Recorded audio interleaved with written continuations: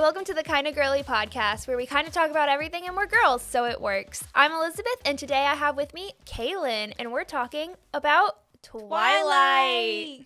Yes, it's everyone's favorite movie, right? When they were like 12 and trying to learn about love and stuff. So I was one of those people who I was like very anti-Twilight when it first came out, because I was like, only basic girls watch Twilight, and I'm not basic, which is hilarious because I'm the most basic person ever. So I didn't watch it for the longest time, and then I actually watched it 3 years ago and became obsessed. So You're like a late bloomer. I'm very late into the Twilight game. Like, I didn't watch it until it was on Netflix. Oh, wow. Yeah. Yeah, I was so into Twilight, so much to the fact that I went to the New Moon premiere when it came out with a Team Edward shirt on. Amazing. So I still have that shirt somewhere. I just have no clue where it is.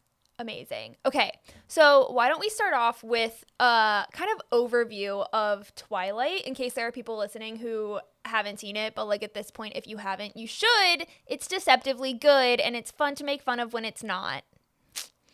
So along with that, we're going to be talking about, the problems within Twilight, possibly, if there are any. I mean, there are some. The red flags in Bella and Edward's relationship. We love to drag a toxic man. And Jacob and Renesmee, wherever the hell that was all about. That was disturbing. That was a whole plot that really didn't need to be there. I feel like at that point, she kind of was like, I don't know how to wrap this up. Pedophilia. Like, I was just very disturbed when they were like, the newborn child is my mate. And I was like, no, sweetie. Na, na, na, na, na, na, na, na. And we're all just supposed to accept it. We're all like, good for Jacob. Good for him. But we're getting ahead of ourselves. I did find there are so many different summaries of Twilight. So I picked the IMDb because I feel like that's the most reliable one. It says, when Bella Swan moves to a small town in the Pacific Northwest, she falls in love with Edward Cullens, a mysterious classmate who reveals himself to be a 108-year-old vampire. So sugar daddy. Talk about an age gap. Yeah, that is a huge age gap, which is one of the red flags in this entire thing. There are so many red flags, like, just immediately. Like, at one point, Edward literally looks at Bella and is like, I could kill you. And she was like, I would let you. And I was like, when I watched it, I went, no, don't do that. That's a terrible plan. Run away. And she didn't. Okay, here's my thing. I was in middle school when I read the first two books, and I guess I read Eclipse once I was like a freshman in high school. As a, middle schooler reading the books, I loved them. Like, I did not see any problem with this, which I was probably the target demographic for those books. And I was like, yeah, I would do this for love, for this man who's so attractive, because they stress that fact so much in the books about how attractive he is. And the fact that he's a vampire and he like wants to kill me, but he doesn't. If someone wants to kill you, leave. Don't stay there. As an adult, yeah, you don't want to stay in that situation. How bad is it that this was like a thing that she was like making okay? Is this like, this is off topic probably. Like, we were just talking about Twilight, but like, she was making abusive relationships okay. And like, you just said you were like, this is amazing when you were a kid. And so you like idealize that, and it's so unhealthy. So I did some research. Oh my gosh. Because I like knew this in theory. Like, I had known about this and heard about this, but I wanted to do some research just to like make sure that I wouldn't say anything wrong. So Miss Stephanie Meyer, she's Mormon. Oh. And so when she wrote this book, she was still trying to write within her Mormon values and things like that. So there's that whole, we can't have sex because if I have sex with you, then I am ruining your soul and you're going to be damned to hell like me because I'm a vampire and I killed people. Bella, I killed people. He killed rapists. First off, Edward, which is thank completely you. Fine. That is fine. Kill all the rapists. For real. So she definitely put some of her Mormon values into that. And I even have a quote from a blogger. It's entitled Twilight, How Does Stephanie Meyer Present Her Mormon Views by Alex Brown X. So this is very reliable. Yes. We are presented with the contrasting views of pro-life and pro-choice, but as we know, Bella does not go through with it, and her child somehow ends up saving the world from vampires. This is referring to her with the Renesmee situation in the last movie / last book.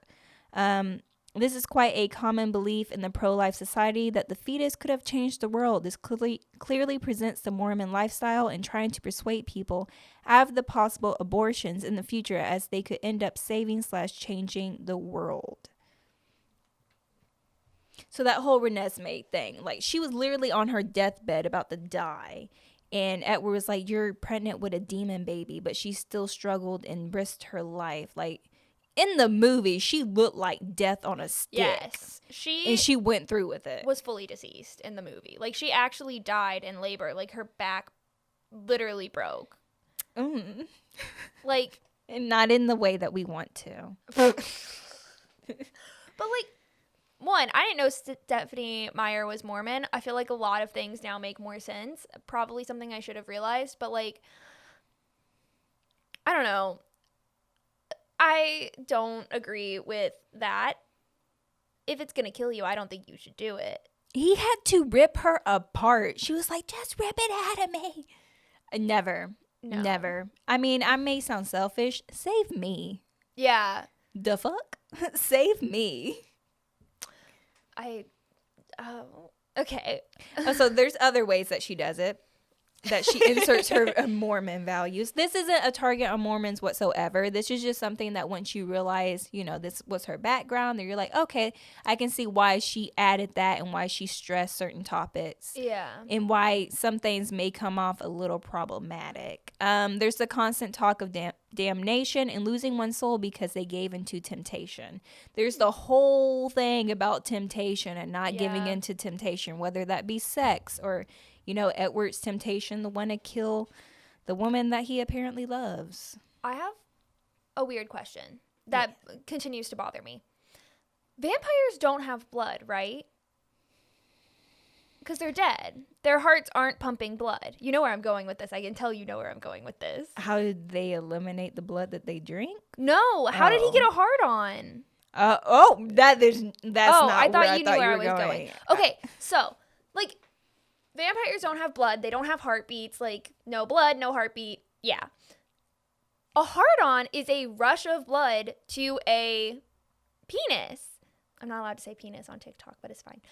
You can say cock, though. You can say cock. But anyways, a hard-on is a rush of blood to the penis. They don't have blood, yet we know for a fact they can have sex because Renesmee. How did Edward get a hard-on?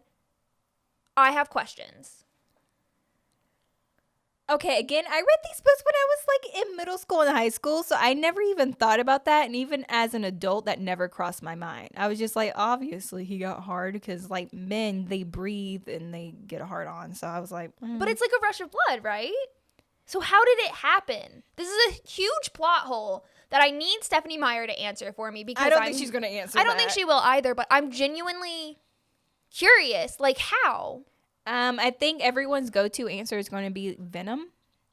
Same thing with, like, technically he didn't have sperm, but he had venom. And he injected his venom.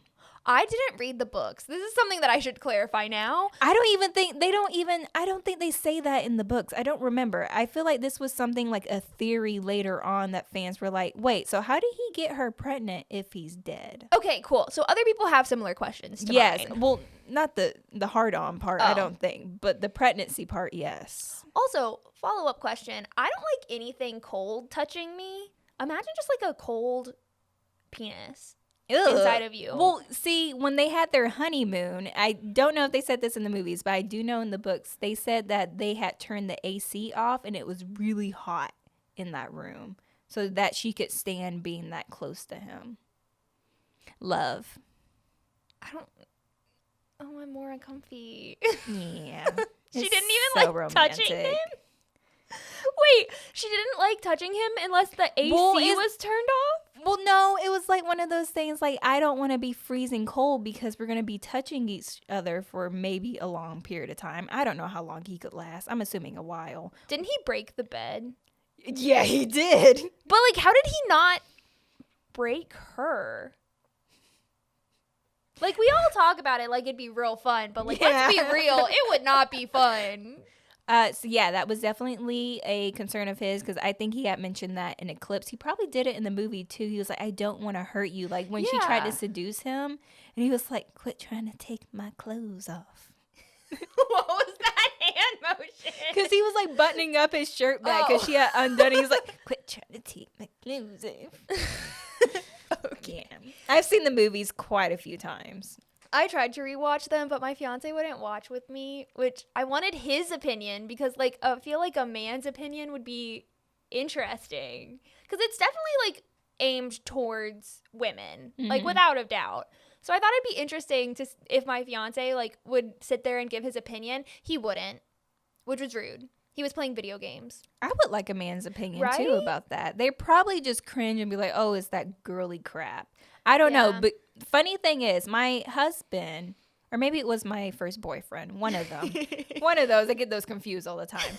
One of them had said that they did not like Twilight, but they did like 50 Shades of Grey, which is a fan fiction of Twilight. So yeah, I've heard and that. both are equally cringy and problematic. I haven't seen 50 Shades of Grey. Really? Yeah. I feel like you would like it. Would I? The books were pretty good. I haven't read the books either. I don't know anything about it. I just saw all the memes from like when it was in theaters of like poor theater workers finding cucumbers in like the movie theater stands. Did you not see that? No. They were like cleaning up the movie theaters after the screening and they were just finding cucumbers everywhere from like women during the movie in the movie theater. 9 times out of 10, that movie theater was packed because I went multiple times and there were plenty of people in there. Why did you? Well, the first time I went, so I got to start from the beginning. So me and my mom read these books together. Stop! I would read one, then I would give it to her and she would read it. And then she bought the collection for us to read together. And then we went to go see the first movie it was me, my mom, my friend, and her mom. And we all went to go see the first movie together. Was that like, was that awkward? I no, feel like because that would be me awkward. and my friends sat right here and our parents sat right behind us. I still feel like that would have been awkward. Like, what did you talk about in the car ride home? Like, I always like talk about a movie after I've seen it. I'm always like, oh yeah, like I like this part. Where y'all just like, oh yeah. I don't remember. I still think about the fact that we went with our moms.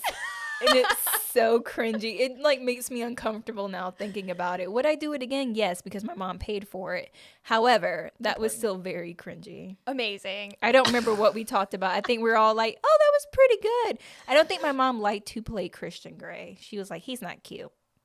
I thought he was cute. He has like a dead deer look. Well, I mean, he was supposed to be Edward, so. I liked what's his face? Robert Pattinson as Edward. I liked him. I love Robert Pattinson. My favorite thing is how much he hates the fact that he was in those movies. Like, everyone is like so critical of Twilight. No one is more critical than Edward Pattinson. And I heard that he actually wanted to like take Edward in a totally different direction, but the writers and people were like, no, you got to do this. And then one of his like people on his team was like, if you don't stop, you're going to lose this job. He was like, well, damn, I guess just be a brick wall then. Yeah. Like, that's another thing is Kristen Stewart. She gets so much shit for how she played Bella. But like, keep in mind, she's a teenager. Like, she is a teenager, actually. Teenagers are awkward. Don't know if you remember you when you were a teenager, but I was awkward as hell. And like, she was in a movie with someone who at that point had already been in multiple movies, so someone kind of famous. And then then she was playing a character that wasn't very expressive of emotion. Kristen Stewart is actually a very talented actress. Yeah. She was in a lot of movies as a kid. She was in Panic Room with, I forget who. And she was in a couple other movies. Oh. Well, there was this one Disney Channel movie about like robbing a museum and they had to drive like Catch those Me cars. If You Can? I love that. Was Kristen Stewart in Catch Me If You Can? Where she was like trying to get the money to like save her dad? I think. I'm pretty sure it was called Catch Me If You Can. Where they like fully rob a bank and there's like that blonde guy who I always thought was kind of attractive. You know what? I'm about to pull up her IMDb, reliable website. Yes, I love IMDb. Me too. I want one. I do too. You have to pay for it. You have to pay for it? Yeah, you have to pay to be... Because I know a girl who has one. Because she was in a bunch of Christian movies. And so she has her own IMDb, but she was like, yeah, I have to pay for it. I think she still has it, though. Let's see. She was, of course, in Charlie's Angels. We won't talk about that. I haven't seen it. Was it I bad? haven't either. I will not, because I saw the original Charlie's Angels, and it was pretty bomb. She's been in a crap ton of movies. Oh my gosh, I'm waiting for something familiar to pop up. Well, because after Twilight, it, like, killed all of the actors' careers. Like, if you notice, Robert Pattinson wasn't in anything big. Kristen Stewart wasn't in anything really big until Charlie's Angels. Zathura. Zathura. The space one. About the board game, and they go into space. She was the sister in that. I didn't know that. Catch That Kid. Catch That Kid. That's the one that's that what she was in. And Panic Room, like I said. Twilight killed all of those actors' careers. Like, none of them were in anything really big until Kristen Stewart was in Charlie's Angels, because they got so much shit for being in Twilight. She was in Snow White, which started that whole drama with her cheating on Robert Pattinson with the director. Wasn't she assaulted?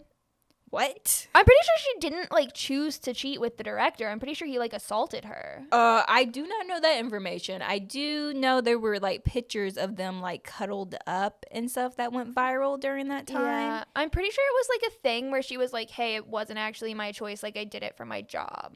Oh, my goodness. Also, she's gay now, so it doesn't even matter. Good for her. Living her truth. That's what matters. Let's talk about all of the problematic things in Twilight. I feel like we've already kind of started. Oh, my God. I had a list somewhere.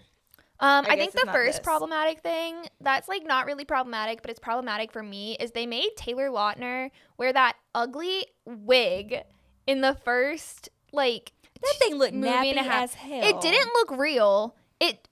It didn't fit his head at all. Like, and there are guys who can rock long hair. Like, don't get me wrong. There are guys who rock long hair. Taylor Lautner is not one of them. I think he doesn't rock it when it's not his actual hair, Yeah. and you can tell that someone in the wig department did not brush it out before they put it on his head. Yeah, I rewatched the first movie, and as soon as I saw the wig, I was like, the wig makes me uncomfy. Like, literally wrote down, wig is very uncomfy. So there's this girl on YouTube who does a lot of movie reviews. I think her name is Kenny something. If you guys know, let me know. But she's really pretty. She does her makeup and talks about movies. But she had mentioned that Taylor Lautner is barely even Native American. Really? Yeah, he's like one of those white people that says, yeah, I got Cherokee blood. And it's like 0.0004%. like a Cherokee probably sneezed on an ancestor, and now they think Yeah. that they're Cherokee. Well, that's another thing, is she based the, like, I don't remember. I think what was the I'm so terrible. Is it Quilut? Oh, yeah, it's like, I don't want to say it wrong because then we sound Stupid. Yeah. Is it Quilut? Quilt? It's not quilt. I don't have my phone, or else I'd also help Quilut? look it up. You know, there's people out there that didn't even know that the Quilut's even existed. Quilut. Okay. So she based it on an actual tribe, the Quilut tribe, and they kind of got screwed over. Like, there's a lot of not true stereotypes about them now because of these movies. And, like, she didn't base it on any of their, like, actual practices and beliefs. She just heard this tribe's name, found out it was in the general area she was setting her book in, and went with it. So, like, now this tribe has all these stereotypes about them that aren't true, and some of them are pretty negative, such as the pedophilia. Like, that's a really messed up thing. And the aggression, that they're all super aggressive and angry all the time, and they'll turn into a wolf and scratch your face off. Yeah. And, like, it is just not great. If you don't know anything about a culture, try not to talk about it and make it worse. She also, what I had read was that she wrote about Fort Washington, and she had never been there. She just Googled the rainiest place in North America, and Fort Washington came up, and she was like, that's fair. bingo. I feel like that's fair. Yeah, and then, you know, she took other people's cultures and ran Yeah. with it and tried to sexualize it. Yeah, which is very messed up. But, and then everyone's favorite, the terrible, terrible relationship dynamics in those movies. Yeah. I mean, it hate didn't it. start off at a good note because immediately he saw her for 5 seconds and wanted to murder her and had to skip school for a couple of days to decide if he wanted to kill her or not. And then as soon as he got over that, he started stalking her. Watching her sleep.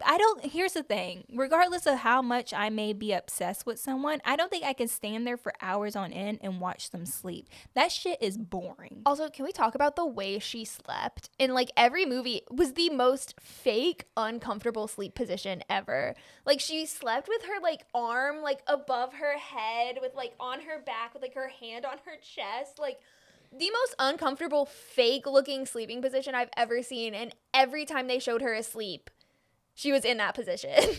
It was supposed to be like the romantic, like Juliet sleeping. Yeah, Sleeps but like a butterfly. No one actually sleeps like that. No, I sleep like a wildebeest. I curl up in a ball and shove my body into the nearest warmth source. So your husband? Yeah, he hates it because I always get like really warm at night. Like I turn into a mini radiator and then I just inch onto his side and he gets really warm at night too. And so he doesn't want me touching it. I like cuddling with my husband until he farts in his sleep. So another reason why I would not want him to watch me sleep, because I know 9 times out of 10, everyone toots in their sleep. Yeah. That would be so embarrassing. He was like, yeah, you talk in your sleep. You know I also pass gas, Edward, while you're over here stalking me while I'm sleeping. And in the movie, they made it look so creepy. In the books, it doesn't sound creepy. It sounds kind of romantic. In the movies, he's in the dark, in the shadows, just like staring at her. And she's like, I don't know. If anyone ever tried to watch me sleep, no.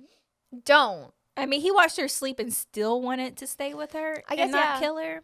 I mean, she Fair. must be a beautiful sleeper, because if he saw me sleep, he'd be like, you know what? This bitch can die. Yeah, the world would be better off without whatever this is. Whatever she's doing, we don't need it. But like, okay. Also, Edward like straight up leaving her for months on end. In the woods. He took her out to the woods to break up with her. There was a whole driveway. There was her house. They could have went out to a restaurant maybe. Maybe he didn't want to be public. They could have went anywhere but a mile into the woods to the fact that she could get lost. I didn't know that. I only watched the first movie. But yeah, that's messed up. Yeah, he dumped her. He was like, you're not good for me anymore. Me and my family are leaving tonight. And I feel like this was like days after her birthday because the whole Jasper thing happened. And he was like, so I'm a dip. Yeah. And then he left. He just left her. Like, I'd be upset too, but like, I don't know if I'd go on her whole like suicide mission thing that she had. Oh, but no, she was super depressed. I will say in the movies, the second one, I did like how they shot that like, oh yeah, with the season. Yeah, I thought that was really cool. Yeah. Because like in the book, when you read the book, it's kind of even more depressing, I feel like, because you flip through it and you're like, wait, did he really leave? And then it has like the months written. It has like November, December, January, and you just keep flipping. And that broke me when I read that. I was like, oh my God, this bastard left. But okay, so he leaves, she goes into a depression, and her dad doesn't do shit about it. It's that wake her up from a nightmare for months on end. You're talking about months before he's finally like, maybe you should go live with your mom? Or like therapy, or like just talking in general. Yeah. This goes back to that whole thing about Charlie not being very present. Yeah. I will say there is a good scene in the first movie where she like first tells him she's going on a date and he just is like cleaning his gun and she's like, he wants to meet you. And he like loads his gun. Like that is such a good wholesome dad scene. Because like that's something I could see my dad doing. And my dad could not hold a gun. So like I would try. It would be bad. But like I just thought that was very cute. And then Charlie's just like a not great dad for the entire rest of everything. Yeah, he could have gotten her help, and then she realizes, hey, if I risk my life, I can have these little episodes where I see Edward telling me not to kill myself. So what am I going to do?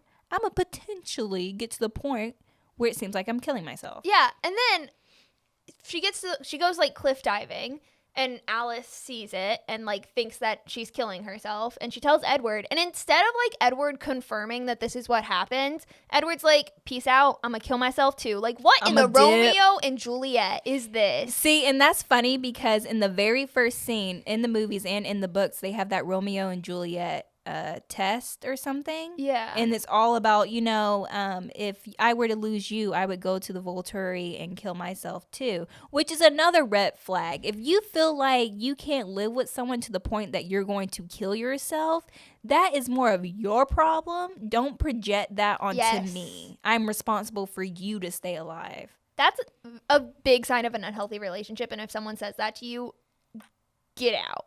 Codependency is not cute. No. But yeah. And they also had only been dating at that point for what? Like a month when he said that?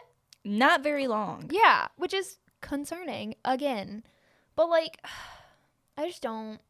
I will say though, the big thing that I have a problem with is people who are like Team Edward or Team Jacob. There was never a Team Jacob. At least not I really want to hear you movies. explain this because as I got older a little bit, I did turn into a Team Jacob fan for like a hot minute, and then I stopped. Hear me out. Like, I think Jacob is so attractive. I am Team Jacob for me. But at no, like, okay, maybe she showed a little bit of interest, but at no point was she really, like, ever considering Jacob. She was always very much, like, focused on Edward. Like, yeah, when Edward left, she was hanging out with Jacob more. Like, but it was more of like I don't have any other friends I can talk to about this. You're my only friend I have. And him being like, hey, she's depressed, kind of warming my way in. Like, there was never really a point where she was like, Jacob, I want to date you. She only ever wanted Edward. Jacob was just conveniently there when Edward wasn't. I think it was implied that if Edward was never in the picture, that Bella would have eventually gotten with Jacob. But I don't want to be someone's eventual choice. Yeah, and I feel like that's very different than like Team Edward or Team Jacob. Like, there wasn't a Team Jacob because Edward was in the picture. You know? Mm-hmm. So I just don't think Team Jacob was ever a thing. And I think people were just projecting their own attraction to Jacob on Bella, and she never really had it. Like, maybe her egg had it. Yeah, apparently. Which is so weird. So weird. And another thing I have a problem with is her egg. He was like, Jacob, after she was born, or after Renesmee was born, was like, you wanted me so badly before, like, you were kind of attracted to me, and then it all stopped. You don't even like me now. And she's like, yeah, you're right. You nicknamed my daughter after the Loch Ness Monster. Another good scene. Not gonna lie, I love that scene. But yeah, doesn't that mean for like some period of time that Jacob and Edward would have been attracted to each other because of sperm? I don't know, at the wedding, maybe when he wanted to dance with Bella and Edward interrupted, he was like, you know what, I want to dance with both of you guys. I don't know. Okay. Weird question. Who is your favorite Cullen sibling? Not Jasper, because he was in the Confederate Army, and I feel like people keep forgetting that. Yeah. They always like, oh, he was so hot. Why didn't we talk more about him? He was in the Confederate Army, and we just never talked about that again until like Eclipse, where he kind of like acted like he was proud of it. He was proud of it? He didn't say verbatim that he was proud of it, but it was one of those things like, yeah, I was the first in the Confederate Army. And it's like, Jasper, that's a weird flex. You should keep that to yourself. Yeah. I low-key vibe with Emmett. I love a big himbo energy. Like, he's so fun. He would be so fun to go out to a bar with. Yes. I feel like he's just someone you could hang out with and, like, vibe with. I like Alice because I feel like Alice probably has the most, like, her backstory is something that I'm very much invested in. Like, how did she become a vampire? I literally how did Googled she it get last night. what? Her backstory. Her backstory. I saw like people's theories about it. So there was like a film competition that like What? Stephanie. Oh yeah. I saw that. And so the winning one was about Alice's backstory. Mm-hmm. And so apparently she was put in an insane asylum because she had premonitions like when she was a human. And while she was there, James, the guy from the first movie who tried to kill Bella, Mm-hmm. for some reason started tracking Alice to like kill Alice. I And don't so remember that. some random vampire like turned Alice into a vampire. And that's all that is said. But she doesn't remember her history as a human. Yeah, I want to know how that came to be, because I could have sworn it was like she woke up in a barn without her like memory or something. Yeah. Like, there's so many unanswered questions. I want to know more about Alice's life. I don't give a fuck about Bella and Edward anymore. I think my favorite, though, is that Emmett was dying because he tried to fight a bear. Which seems very... Emmett. Yeah. I love it. He's such an idiot. Also, can we talk about Rosalie's problem with Bella? Was just that she didn't... Bitterness. She didn't like that Edward thought Bella was more attractive than her. Like, sis, you have a boyfriend. Get over it. I think it was a lot of just like she saw Bella willing to give up all the things that Rosalie wanted in life. And it's like, you're so stupid. I wanted these things so much. I can't have them. And you're willing to give them up. That's fair. She probably saw her as a brat too. True. Because think about how many times they had to almost die for Bella. Edward knew this girl for 5 seconds, and I was like, so there's a team of vampires that want to kill her. We got to protect her and her dad. A couple months later, so we all need to leave town now because Bella's in danger. A couple months later, so I'm going to kill myself over this. Like, I would be so emotionally drained with her. Yeah. It would be so, I couldn't do it. I'd be pissed too. Fair. I hadn't thought about it that way. It was like a domino effect with Bella. Well, I don't know. I felt like she came in not liking Bella. Which, I don't know. I thought that was weird. I feel like I would be the same way, maybe. I mean, like, I understand. I guess I never thought about it that way of, like, Rosalie would have seen immediately that Bella posed a risk. So I, like, never thought of it that way. But, yeah. Maybe I am problematic from the beginning. Yeah. Maybe I am on Rosalie's side. Interesting. Team Rosalie. Yes. The older we get, the more we're like, you know what, Rosalie? Maybe you had a point. We thought you were a bitch, but now we're like, okay, relatable. Yeah. Also, Carlisle was attractive. He was very attractive. I'm not even into blondes, but, like, Carlisle was attractive. Yeah, he was hot. I don't know how I envisioned Carlisle when I was reading it, but when I saw it, I was like, you know what? Carlisle could get it. And now that I'm like 20, I almost said 25. I forgot I had a birthday. 26. Oh, God. I'm like, you know what? Carlisle, I ride his face. Yes, Dr. Daddy. Yes. Not what I was expecting. Right, Carlisle's face 2022.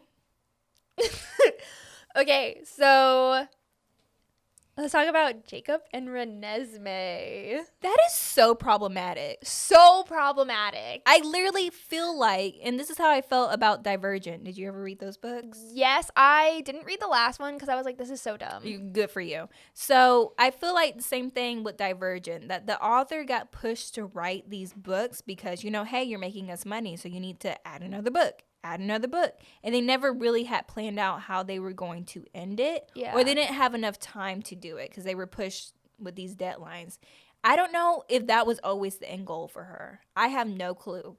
But I feel like that was a rushed ending. It was like, oh, well, this can tie it up all real fast. People are going to accept it and we can move on. Yeah.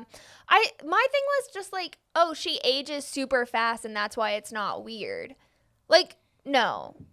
It's still weird. Even if your body is physically that of like a 30-year-old, if mentally you've only been alive for a year, you have the mental capacity of a 1-year-old, which means you do not have the mental capacity to make choices for yourself. Like, you were literally 1 year old.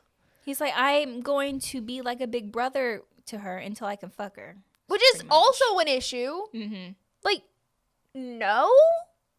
Yeah, that whole thing, as I'm trying to go back to the time when I was reading it, and did I feel like it was problematic? I think it was more like, okay, that's a little weird, but I guess that makes sense. No, it doesn't. And now I'm like, that is weird, especially seeing it in the movie because they had an actual, after the CGI children, they had an actual child play Renesmee. Yeah, the little like monster children that like twitched and stuff. They had a real kid play Renesmee, and it was so weird seeing them interact with one another because us having read the books and knowing everything, we're like, oh, they're going to be in love one day. Which is, it's just so disturbing. But like I said, one of my favorite scenes from the Twilight series is when Bella like is suddenly alive or unalive or whatever vampires are, and she like is talking to Jacob and he's like, Nessie, and she like loses her shit and is like, you named my daughter after the Loch Ness monster. I loved that scene. I thought that was so funny. It's like, you named your kid Renesmee and you're worried about me calling her Nessie? Shut the hell up. Also, yeah, what a weird name. And now there are human beings naming their children Renesmee. There's people naming their kids like Hennessy. So at this point, Well, yeah. yeah, I know a Hennessy. Yeah, I do know a Hennessy. I met her at the Boys and Girls Club. It was a girl? Yeah, Hennessy. I also think, isn't Cardi B's sister named Hennessy? I don't know. I think it is. I don't know. And her name's also Cardi, so That's true. Is that like her birth name? I don't think so. Okay. I don't know. Maybe I should name my child Moscato. Yes. Have you heard that thing where it's like people name their kids after where they were born or why they were born? And so like Hennessy, you were born because I got absolutely sloshed. I have a theory about like Divergent and the Hunger Games. What's the theory? Well, it's more about the Hunger Games. I think the Hunger Games could have been its own standalone book. If she had only written the first and stopped there, I think it could have gotten to like the status of like Fahrenheit 451 or like one of those books that you read in school and they're like, this teaches a deep and insightful lesson. Like, I think if she had just written the Hunger Games, she could have achieved that status.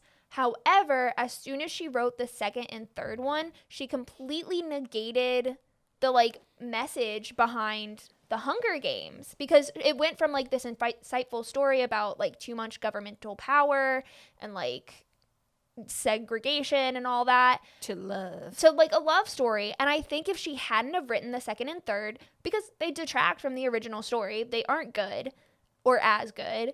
I think if she had stopped after the first one, she could have gotten her name up there with like Ray Bradbury and like potentially like not Shakespeare, but like it could have been like one of those stories. But she ruined it for herself. We actually read Hunger Games for my literature class. Like, and that was before the second and third Exactly. books. And now you won't read those. You wouldn't read those for your literature class because she ruined it by writing the second and third. I feel like money plays a big part It into does. that. It does. Like but when you get signed and stuff, they push for you to continue writing books. Yeah. And 4 is apparently the number to go for. really? Mm-hmm.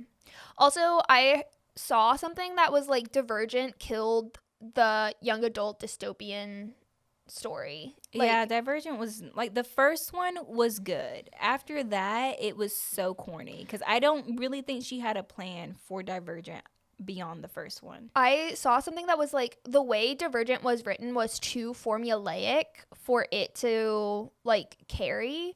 Like it was written as something that was made to be big and then be made into movies and like become its own thing. And because of that, it showed all of the problems that are within like the young adult dystopian fiction genre and like basically killed the industry because if you think about it, there haven't been like no big young adult dystopian books since Divergent when Maze Runner. I didn't read it though. but I think that came out before Divergent. No, I think it came out after because Oh. I know the last one definitely did not come out that long ago. But Oh, I didn't okay. read Maze Runner, so I didn't either, but like that's just something that I heard is that she with those books like basically ruined the genre. I know how she I'm not feels. saying that I believe that. That's just something that I heard. I would not be surprised. You want to know another fun fact? Yes. Stephen King did not like Stephanie Meyer. Really? Why? He did not. I have a quote from Stephen King. Oh, yes. Give it to He me. says, King compared the Mormon author to J.K. Rowling, saying that both authors were speaking directly to young people. The real difference is that Joe Rowling is a terrific writer and Stephanie Meyer can't write worth a darn. She's not very good, he told an interviewer from the USA Weekend. Holy shit. Yeah. He He dragged her. roasted First off, her. Stephen King, take several seats. You have written some shit books, so don't even. You take like LSD and then write a book. I don't know. He dragged her. I'm not disagreeing. I don't think Stephanie Meyer was a great writer. I feel like it just was a good enough story for the time period with the target demographic for it to sell and make it big. However, I don't think Stephenie Meyer is a great writer. Like, I think she did really good for herself. I think she put a lot of poisonous messages out to a very impressionable group. Because, like, I feel like this entire time we've talked about how the relationships aren't healthy and, like, how there's creepy things and bad things.